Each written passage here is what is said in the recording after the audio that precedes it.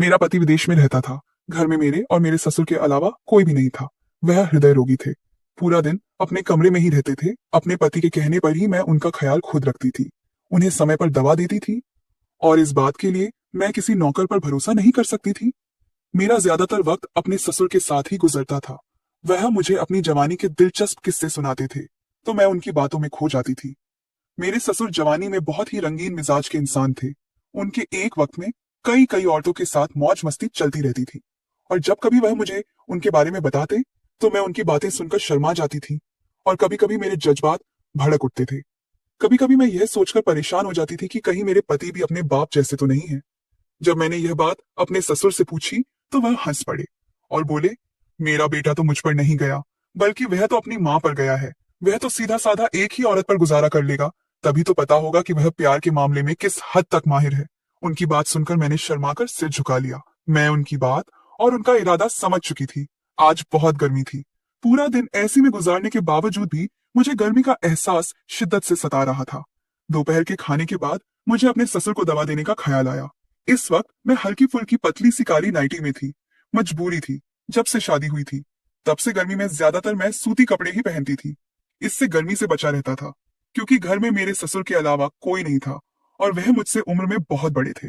मैं उनकी बहुत इज्जत करती थी। जब भी मैं उनके पास जाती, मुझे देखते ही उनकी आंखों में एक अजीब सी चमक आ जाती थी। जब मैं उन्हें दवा दे रही थी तो उनकी नजर मेरे वजूद पर पड़ी। मैं शर्म से पानी पानी हो गई। मेरा गला जरूरत से ज्यादा खुला हुआ था। मैंने हाथ रखकर खुद को ढकने की कोशिश की। मेरे इस अंदाज पर वह बहुत जोर से हंस पड़े और बोले, एक तो तुम बहुत शर्मीली हो, वैसे एक बात कहूं, तुम इन कपड़ों में बहुत अच्छी लगती हो, क्योंकि गर्मी का मौसम है। ऐसे कपड़े ही इंसान को पहनने चाहिए। तुम्हारी सास भी घर में इसी तरह रहती थी। वह इधर उधर की बातें करके मेरी शर्मिंदगी की कम करने लगे। फिर वह मुझे अपनी एक गर्लफ्रेंड का किस्सा सुनाने लगे, जिसके घर वह रात को छुप छुप कर मिलने जाया करते थे। बातों बातों में अनजाने में मेरा हाथ उनके हाथ में चला गया, और उनकी नजरें मेरे वजूद पर पड़ गईं। मैं उनकी बातों में इतनी मग्न थी कि तभी मुझे एहसास हुआ कि उनकी पकड़ मेरे हाथ पर मजबूत हो रही थी, और दूसरा हाथ मेरे बालों पर रेंग रहा था। उनकी नजरों का प्रकाश मुझ पर था। यह देखकर मैंने नजरें झुका ली। अब मुझसे बर्दाश्त नहीं हो रहा था, तो मैं नींद का बहाना करके अपने कमरे में जाने लगी। अचानक मेरे ससुर बोले, आज मैं तुम्हें अपनी गर्लफ्रेंड का एक और नया किस्सा सुनाता हूँ, चलो यहाँ बैठ जाओ। इतना कहकर उन्होंने मेरा हाथ खींच लिया। जैसे ही उन्होंने किस्सा शुरू किया, मेरे जज्बात फिर से भड़क उठे और मेरे मन में ख्वाहिशें मचलने लगी। फिर उन्होंने मुझे अपने करीब खींच लिया। और फिर मेरा नाम शीतल है। मैं गरीब घर की पढ़ी लिखी मासूम सी लड़की थी। हम 4 बहनें थीं। मैं सबसे छोटी थी। मेरी बड़ी बहनों की शादी अच्छे घरानों में हो चुकी थी। उस वक्त मैं कॉलेज की स्टूडेंट थी। कॉलेज में लड़कियों की बातें सुनकर मेरा दिमाग 7वें आसमान पर था। वे कहती थी कि मैं बहुत खूबसूरत हूँ और मेरे लिए कोई शहजादा मुझे ब्याहने आएगा। उनकी बातें सुनकर मैं हवाओं में उड़ने लगी थी। लेकिन मुझे होश तब आया जब कॉलेज के बाद मुझे आगे पढ़ने की इजाजत नहीं मिली। मम्मी कहती थी, हमारे हालात अब इतने अच्छे नहीं कि तुम्हें पढ़ा सके। अगर पढ़ने का शौक है तो घर पर बैठकर तैयारी करो। इस बात पर मैं खामोश रह गई। मुझे पढ़ाई से ज्यादा बाहर घूमना फिरना पसंद था। शायद मम्मी को मेरी इस आदत का पता था, इसलिए उन्होंने इसे गंभीरता से नहीं लिया। शुरू में मैं बहुत नाराज थी कि मेरी पढ़ाई क्यों बंद कर दी गई, लेकिन मम्मी की डांट टपट ने मुझे खामोश कर दिया। अगर मैं कुछ कहती तो मम्मी मेरी पिटाई कर देती। फिर मैंने कॉलेज के बाद पढ़ाई छोड़ दी और घर पर नवेल्स और कहानियां पढ़ने लगी। मैं किसी अमीर शहजादे के ख्यालों में खोई रहती थी। मुझे लगता था कि मेरा रिश्ता किसी बहुत अमीर लड़के से होगा। जो भी रिश्ता आता, अगर वह आम घर का होता तो मैं तुरंत इनकार कर देती। मम्मी मेरी इस आदत से तंग आ चुकी थी। वे कहती थी, अपनी औकात कभी नहीं भूलनी चाहिए। तुम्हारा बाप मजदूर है, लेकिन तुम्हारे नखरे 7वें आसमान पर हैं। मैं उनकी बातों को एक कान से सुनकर दूसरे से निकाल देती थी। इन्हीं दिनों रिश्ते वाली आंटी ने मम्मी को एक रिश्ते की बात बताई। लड़का सऊदी में काम करता था और उसके खानदान में सिर्फ उसका बाप था। रिश्ता मुझे हर तरह से अच्छा लगा, लेकिन मम्मी को यह खटक रहा था कि लड़का विदेश में रहता है। वे बोली, ना जाने वह कब लौटेगा। क्या तुम उसकी गैर मौजूदगी में घर में अकेली रह पाओगी? मम्मी हर पहलू से रिश्ते पर गौर कर रही थी। उनका कहना था कि विदेश में रहने वाले लड़के अक्सर बीवियों को माँ बाप की सेवा के लिए छोड़कर चले जाते हैं और बाहर दूसरी शादी कर लेते हैं। मैंने मम्मी को समझाया, ऐसा कुछ नहीं होता। अब जमाना बदल गया है। मैं उसे अपनी मुट्ठी में कर लूंगी। वह मेरे बिना नहीं रह पाएगा और मुझे जल्द बुला लेगा। मैंने मम्मी से कहा कि वे पहले यह बात मनवा लें कि वह मुझे अपने साथ ले जाएगा। मुझे बाहर घूमने फिरने का बहुत शौक था। मम्मी को यह बात ठीक लगी। जब उन्होंने मेरे होने वाले पति से यह बात कही तो उसने हामी भर दी कि वह मुझे जल्द अपने साथ ले जाएगा। वैसे उसके बिना उसका बाप अकेला हो जाता था। उन्हें नौकर संभालते थे और मेरे जाने के बाद भी नौकर ही संभाल लेते। यह सोचकर मैं संतुष्ट थी, लेकिन मम्मी के मन में फिर भी विचार थे कि ना जाने गैर लोगों में बेटी को ब्याह रहे हैं, वे कैसे निकलेंगे। मैंने उनके विचारों को चुटकियों में उड़ा दिया। मुझे बस पैसा नजर आ रहा था। मेरा पति बहुत अच्छा था, वह मुझसे बहुत मोहब्बत से पेश आता था। जब मम्मी ने मुझे खुश देखा तो उनकी सारी चिंताएं दूर हो गई। ससुराल में मुझे हर तरह की आजादी मिली। मुझे हर तरह का फैशन करने की इजाजत थी। मेरे पति ने मुझे कभी रोका टोका नहीं। वे कहते थे, तुम्हारा जो दिल करे वही करो, जो पहनने का मन हो वह पहनो, मैं तुम्हें कभी नहीं रोकूंगा। शादी के 1 महीने बाद उसने कहा, मैं वापस जा रहा हूं, तुम्हें जल्द अपने पास बुला लूंगा। रुध होकर मैंने उसे रुखसत किया, लेकिन सालों का समय गुजर गया, वह अभी तक नहीं लौटा। जब भी मैं कहती कि मुझे अपने पास बुला लो, वह कहता कि वह तैयारी कर रहा है और जल्द बुला लेगा।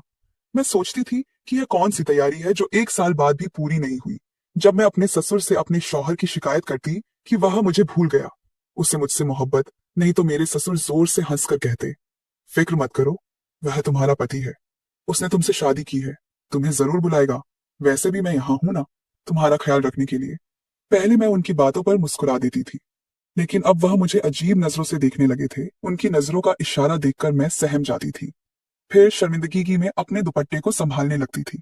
उनकी बातें कभी कभी इतनी अजीब होती थी कि मुझे समझ नहीं आती थी। कभी कभी वह बहाने से मुझे पकड़कर अपने साथ लगा लेते थे और दिलासा देते, सब ठीक हो जाएगा, मैं तुम्हारे पति से बात करूंगा, वह तुम्हें ले जाएगा।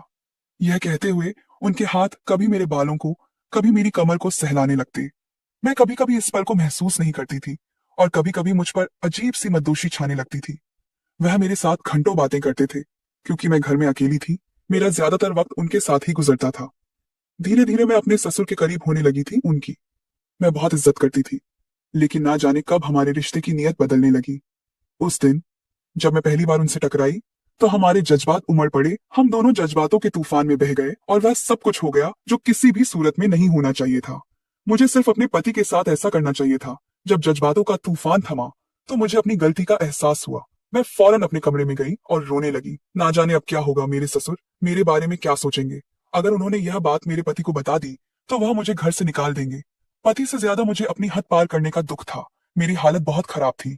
मुझ में अपने ससुर का सामना करने की हिम्मत नहीं थी, लेकिन मजबूरी थी। रात को जब मैं उन्हें दवा देने गई तो उन्होंने मेरा हाथ पकड़कर अपने करीब कर लिया।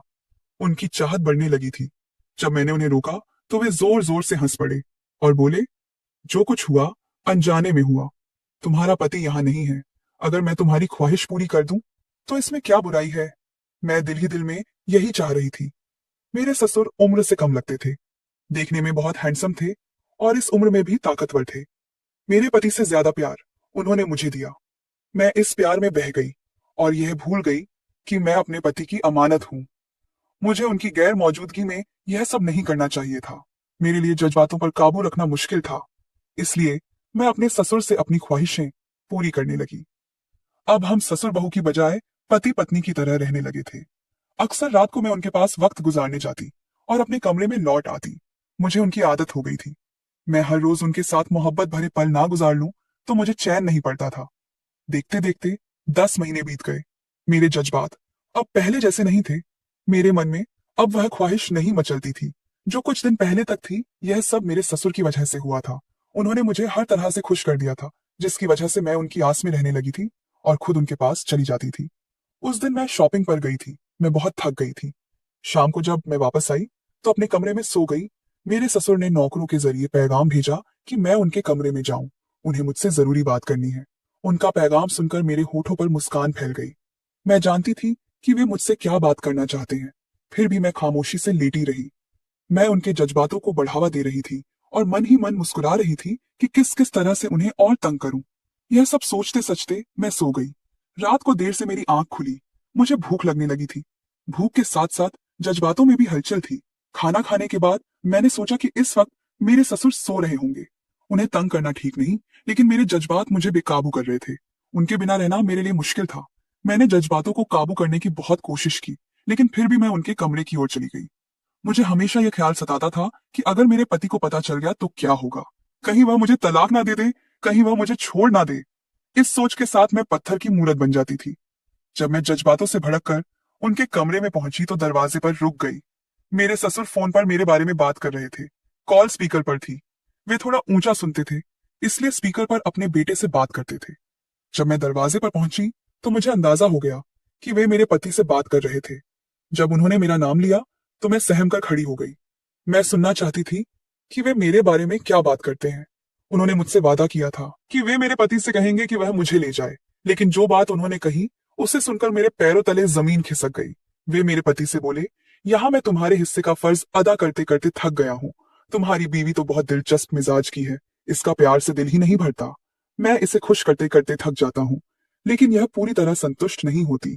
इसकी ख्वाहिश कम होने का नाम ही नहीं लेती। सच बताऊं, मुझे हमेशा ऐसी औरत पसंद थी, लेकिन अब जब मेरी पसंद की औरत मिली है, अब मुझ में दम नहीं रहा। मेरे पति ने जोरदार हंसी के साथ कहा, मैंने यह शादी आपके लिए की थी, वरना मुझे क्या जरूरत थी। मैं तो अपनी रागिनी के साथ बहुत खुश हूँ। आपकी तन्हाई मुझे सताती थी। कोई गरीब लड़की भी आपकी उम्र की वजह से आपके साथ रिश्ता जोड़ने को राजी नहीं होती, इसलिए मुझे यह शादी का नाटक करना पड़ा। मैं जानता था कि आपको औरतों को फंसाने में महारत है। आप इस बेवकूफ लड़की को भी फंसा लेंगे। इसे पैसों की चमक दिखाकर कुछ भी करवाया जा सकता है। मेरा अंदाजा सही निकला। शादी तो मैंने की, लेकिन बीवी होने के मजे आप ले रहे हैं, और यह आपकी खिदमत भी कर रही है। यह सुनकर मेरे पैरों तले जमीन खिसक गई। मैं दोनों हाथों से सिर थामकर बैठ गई। ना जाने कितनी देर तक मैं जमीन पर बैठी रही। बड़ी मुश्किल से मैं उठी, कमरे में आई तो बिस्तर पर ठहर गई। मैं यह सोचकर पागल हो रही थी कि मेरे पति और ससुर ने मुझे इतना बड़ा धोखा दिया। मेरा पति पहले से शादीशुदा था और उसने केवल अपने बाप की तन्हाई दूर करने के लिए मुझसे शादी की थी। मुझे खुद से घिन होने लगी। मैं जज्बातों में इतनी अंधी हो गई थी कि इनके हाथों खिलौना बन गई। इन बाप बेटों ने मुझे जी भरकर इस्तेमाल किया और मैं केवल पैसे की वजह से इस्तेमाल होती रही। मुझे खुद पर बहुत गुस्सा था। मैंने फैसला किया कि अब यहां नहीं रहूंगी। अगले दिन मैं बिना अपने ससुर से बात किए अपनी माँ के घर चली गई। मैं उनकी शक्ल भी नहीं देखना चाहती थी। मुझे उनसे इतनी नफरत हो रही थी कि उनका ख्याल आते ही मुझे अपनी गलतियों का एहसास होने लगता था। माँ को मेरा फैसला सुनाया तो उन्होंने मना किया। बोली, तुम नहीं जानती दुनिया कितनी बातें बनाएगी। लोग 100 सवाल पूछेंगे तो मैं क्या जवाब दूंगी। तुम्हारे तलाक का मैं माँ से नजरें चुराने लगी। मैं किसी सूरत में यह नहीं बता सकती थी कि मैंने क्या गुनाह किया। मजबूरन मैंने माँ से कहा, मेरे ससुर मुझ पर बुरी नजर रखते हैं, मैं वहां नहीं रह सकती। मैं यह नहीं बता सकती थी कि मेरे ससुर के साथ मेरे ताल्लुकात थे। अगर मैं यह बताती तो माँ मुझे मारकर घर से निकाल देती। यह सुनकर माँ चुप रह गई। जब उन्होंने पापा से यह बात कही तो पापा ने कहा कि मेरा फैसला सही है। मैंने अपने पति को तलाक का नोटिस भेजा। उसने मुझे मनाने की कोशिश की और तलाक का सबब पूछा। जब मैंने रोते हुए सारी बात बताई तो वह खामोश हो गया और बोला, मैं तुमसे माफी मांगता हूँ। मुझे तुम्हारे जज्बातों से नहीं खेलना चाहिए था। मैं मजबूर था। मेरे पिता की तन्हाई मुझे सताती थी। मुझे बीवी की जरूरत नहीं थी। मैं अपनी पहली पत्नी से 5 साल पहले शादी कर चुका हूँ। मेरे 2 बच्चे हैं और मैं उनके साथ बहुत खुश हूँ। मुझे अपने पापा की वजह से यह करना पड़ा। वह अपनी मजबूरियों की दास्तां सुना रहा था और मेरी आंखों से आंसू बह रहे थे। बेपनाह दौलत की हवस में मैंने खुद को बर्बाद कर लिया था। तलाक के बाद मुझे खुद को संभालने में बहुत वक्त लगा। धीरे धीरे मैं जिंदगी में बेजार हो गई, लेकिन यह जख्म शायद हमेशा मेरे साथ रहेगा। अब मेरी शादी के लिए मैं दौलतमंद के बजाय एक अच्छा इंसान चाहती थी, क्योंकि जो गलती मैं एक बार कर चुकी थी उसने मुझे उम्र भर का सबक सिखा दिया। मुझे अपने पति पर हैरत हो रही थी कि वह शादीशुदा होते हुए भी दूसरी शादी कर रहा था और अपनी बीवी को अपने बाप के सामने पेश कर रहा था। मैं यह नहीं कहती कि मैं कोई नेक औरत हूँ, लेकिन इतना जानती हूँ कि अगर मेरा पति मेरे साथ होता तो मैं कभी अपने ससुर की ओर ध्यान ना देती। 1 साल तक नई दुल्हन को अकेला छोड़कर मेरा पति परदेश में था। आखिर मेरे भी जज्बात थे। एक शादीशुदा औरत होकर मैं खुद पर काबू नहीं कर पाई और जज्बातों की लहर में बह गई। मैं हर वक्त अपने भगवान से माफी मांगती हूँ। मुझे पता है कि मुझसे बहुत बड़ा गुनाह हुआ। इसे नाजायज रिश्ता कहते हैं और नाजायज संबंध बनाना बड़ा गुनाह है। किसी की पत्नी होते हुए किसी और के साथ संबंध बनाना कितना बड़ा गुनाह है। लेकिन सवाल यह है कि जिसके साथ मेरी शादी हुई, जब उसने शादी ही इस नियत से की थी कि वह मुझे अपने लिए नहीं अपने बाप के लिए ला रहा है, तो इसमें मेरी गलती थी मेरे पति की या मेरे ससुर की।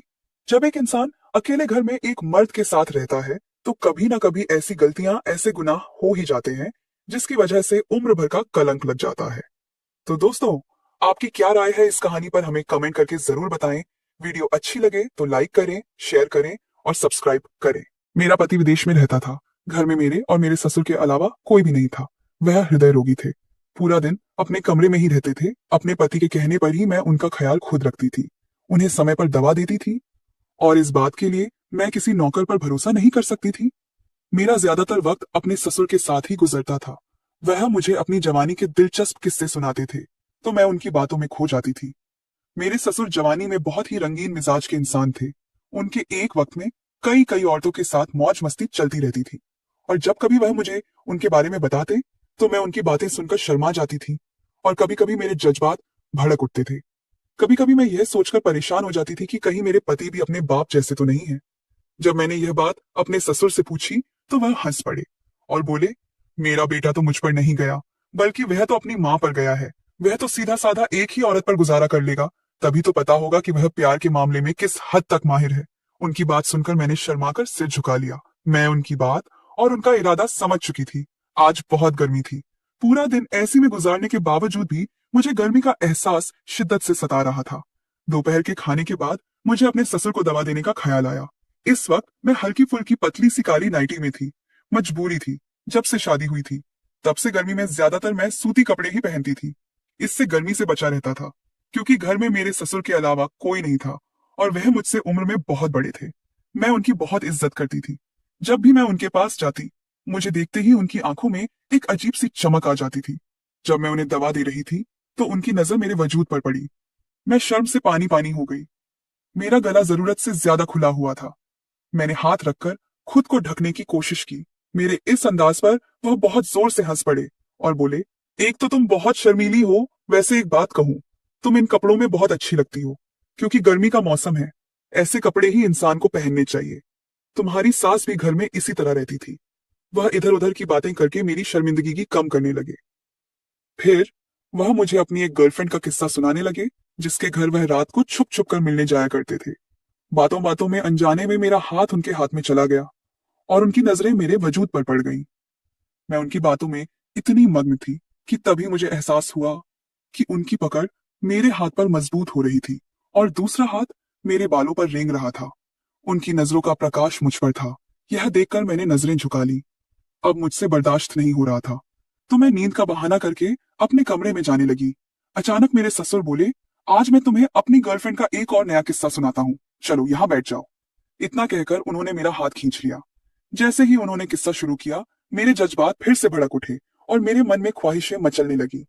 फिर उन्होंने मुझे अपने करीब खींच लिया। और फिर मेरा नाम शीतल है। मैं गरीब घर की पढ़ी लिखी मासूम सी लड़की थी। हम 4 बहनें थीं, मैं सबसे छोटी थी। मेरी बड़ी बहनों की शादी अच्छे घरानों में हो चुकी थी। उस वक्त मैं कॉलेज की स्टूडेंट थी। कॉलेज में लड़कियों की बातें सुनकर मेरा दिमाग 7वें आसमान पर था। वे कहती थी कि मैं बहुत खूबसूरत हूँ और मेरे लिए कोई शहजादा मुझे ब्याहने आएगा। उनकी बातें सुनकर मैं हवाओं में उड़ने लगी थी। लेकिन मुझे होश तब आया जब कॉलेज के बाद मुझे आगे पढ़ने की इजाजत नहीं मिली। मम्मी कहती थी, हमारे हालात अब इतने अच्छे नहीं कि तुम्हें पढ़ा सके। अगर पढ़ने का शौक है तो घर पर बैठकर तैयारी करो। इस बात पर मैं खामोश रह गई। मुझे पढ़ाई से ज्यादा बाहर घूमना फिरना पसंद था। शायद मम्मी को मेरी इस आदत का पता था, इसलिए उन्होंने इसे गंभीरता से नहीं लिया। शुरू में मैं बहुत नाराज थी कि मेरी पढ़ाई क्यों बंद कर दी गई, लेकिन मम्मी की डांट टपट ने मुझे खामोश कर दिया। अगर मैं कुछ कहती तो मम्मी मेरी पिटाई कर देती। फिर मैंने कॉलेज के बाद पढ़ाई छोड़ दी और घर पर नॉवेल्स और कहानियां पढ़ने लगी। मैं किसी अमीर शहजादे के ख्यालों में खोई रहती थी। मुझे लगता था कि मेरा रिश्ता किसी बहुत अमीर लड़के से होगा। जो भी रिश्ता आता, अगर वह आम घर का होता तो मैं तुरंत इनकार कर देती। मम्मी मेरी इस आदत से तंग आ चुकी थी। वे कहती थी, अपनी औकात कभी नहीं भूलनी चाहिए। तुम्हारा बाप मजदूर है, लेकिन तुम्हारे नखरे 7वें आसमान पर हैं। मैं उनकी बातों को एक कान से सुनकर दूसरे से निकाल देती थी। इन्हीं दिनों रिश्ते वाली आंटी ने मम्मी को एक रिश्ते की बात बताई। लड़का सऊदी में काम करता था और उसके खानदान में सिर्फ उसका बाप था। रिश्ता मुझे हर तरह से अच्छा लगा, लेकिन मम्मी को यह खटक रहा था कि लड़का विदेश में रहता है। वे बोली, ना जाने वह कब लौटेगा। क्या तुम उसकी गैर मौजूदगी में घर में अकेली रह पाओगी? मम्मी हर पहलू से रिश्ते पर गौर कर रही थी। उनका कहना था कि विदेश में रहने वाले लड़के अक्सर बीवियों को माँ बाप की सेवा के लिए छोड़कर चले जाते हैं और बाहर दूसरी शादी कर लेते हैं। मैंने मम्मी को समझाया, ऐसा कुछ नहीं होता। अब जमाना बदल गया है। मैं उसे अपनी मुट्ठी में कर लूंगी। वह मेरे बिना नहीं रह पाएगा और मुझे जल्द बुला लेगा। मैंने मम्मी से कहा कि वे पहले यह बात मनवा लें कि वह मुझे अपने साथ ले जाएगा। मुझे बाहर घूमने फिरने का बहुत शौक था। मम्मी को यह बात ठीक लगी। जब उन्होंने मेरे होने वाले पति से यह बात कही तो उसने हामी भर दी कि वह मुझे जल्द अपने साथ ले जाएगा। वैसे उसके बिना उसका बाप अकेला हो जाता था उन्हें नौकर संभालते थे और मेरे जाने के बाद भी नौकर ही संभाल लेते। यह सोचकर मैं संतुष्ट थी। लेकिन मम्मी के मन में फिर भी विचार थे कि ना जाने गैर लोगों में बेटी को ब्याह रहे हैं, वे कैसे निकलेंगे।